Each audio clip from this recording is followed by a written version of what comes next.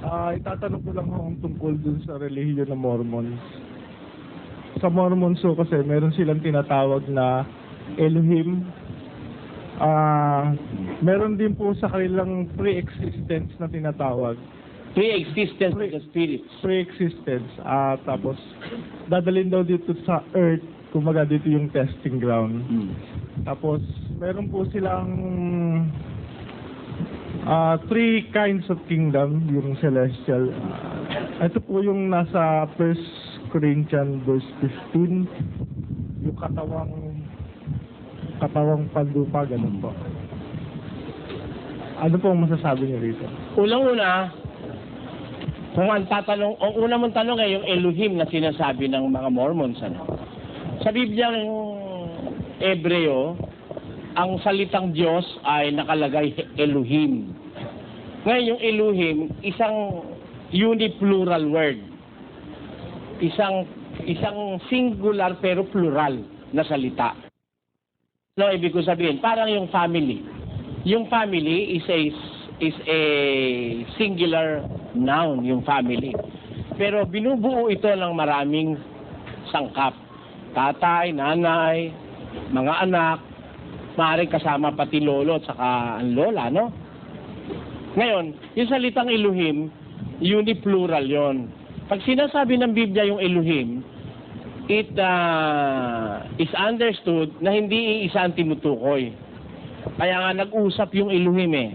Sabi ng Elohim, lalangin natin ng tao ayon sa ating larawan at ayon sa ating wangis. Talagang sa Hebreo, ang pangalan ng Diyos ay Elohim. Ano? Ngayon, ang Elohim ng Mormons, mali. Bakit kamo mali? Ito po kasi yung pangalan ng Diyos. Hindi pangalan basta yon. Hindi basta pangalan yon. Kasama na pati kalagayan doon. At nagpapakilala na kung gaano sila karami. Kaya nga sabi ko sa kapatid, uniplural word yung Elohim na yon. Ngayon, sa kanila, ang implikasyon yan mali. Kasi, para sa kanila, ang Diyos si Adan. Kung nabasa mo na ang kanilang publikasyon, na matanda na publikasyon sa panahon ni Joseph Smith, according to Joseph Smith, God was once a man like us. And God was an exalted being. Ibig sabihin, from the lowly, naging makapangyarihan siya. At ang paniwala ni Joseph Smith, si Adan ang Diyos. Yun mali. Tapos sabi pa niya, God has a body of flesh and bones as tangible as man's.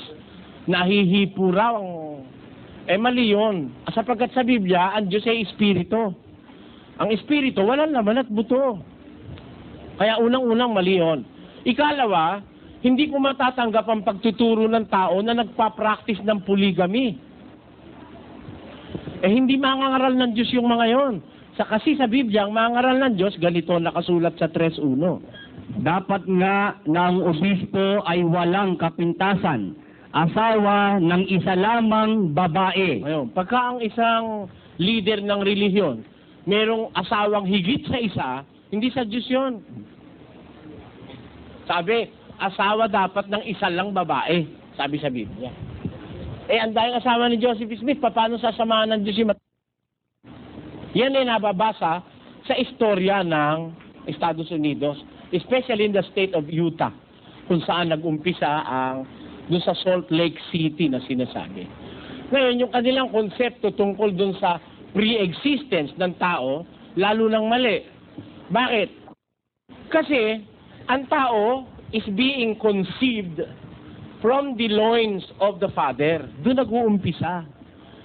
Kasi kung merong umpisang higit pa ron, dapat sinabi rito eh. Pero tinan mo kung saan nag-umpisa. Basahin natin. At katotohanan, ang mga sa anak ni Levi na nagsisitanggap ng katungkulang saserdote ay mayroong utos na kumuha ng 10 bahagi sa bayan ayon sa kautusan. Sa makatwid ay sa kanilang mga kapatid. Bagamat ang mga ito ay nagsilabas sa mga balakang ni Abraham. From the loins of their father Abraham, doon nagsilabas yung mga anak ng Israel. Pinakikita rito ni St. Paul ang umpisa ng lahi, nag-uumpisa yan sa ama, sa balakang ni Abraham, sabi niya. O hindi nag-umpisa sa langit. Hindi nag-umpisa sa spirit world. Ang paniwala ng Mormons, di meron ng spirit world. Tapos magkakaroon ka ng katawan dito sa lupa. Testing ground daw ito. Testing ground para saan? For exaltation. Ano? Mali. Alam mo kung ba't mali? When you are a spirit being, you are exalted. Because the ultimate condition that you have to achieve is being a spirit. Kasi ang Diyos ay espiritu spirit ka na pala, ba't dinala ka pa rito? Tapos para ma-exalt ka, mali walang process na gano'n sa Biblia Kasi po ang ibinigay nilang halimbawa, yung demonyo na lumipat sa baboy. Oo. Lumipat yung demonyo sa baboy? Opo. Wala nun. Yung mga baboy po nagtakbuhan. Oo, namatay agad yung mga baboy. Umalis uli yung demonyo nun Di man nagtagal kasi hindi naman pa talaga fit na yung demonyo sumakay sa baboy. Wala namang kinalaman yung demonyo sa... No? Alam mo kung bakit nagkagano ng mga demonyo? Judas. At ang mga anghel na hindi nangag-ingat ng kanilang sariling pamunuan, kundi iniwan ang kanilang sariling tahanan, ay iniingatan niya sa mga tanikalang walang hanggan sa paghuhukom sa dakilang araw. Yung mga anghel na hindi nag-ingat ng kanilang pamunuan, kundi nag-iwan ang kanilang tahanan. They left their own habitation. Mula sa pagiging anghel na espiritu, kumuha sila ng katawan ng tao.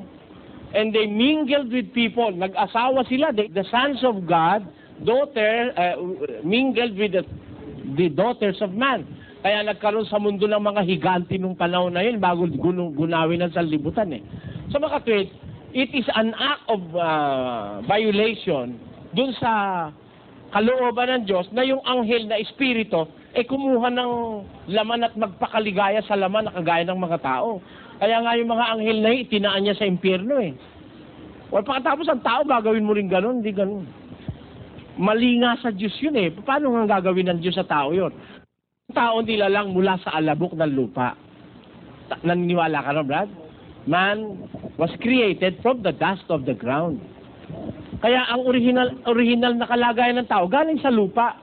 At yung kanyang hininga naman galing sa Diyos, yung hininga ang tinutukoy. Pero pre-existence, walang mababasa sa Biblia may pre-existence ang tao.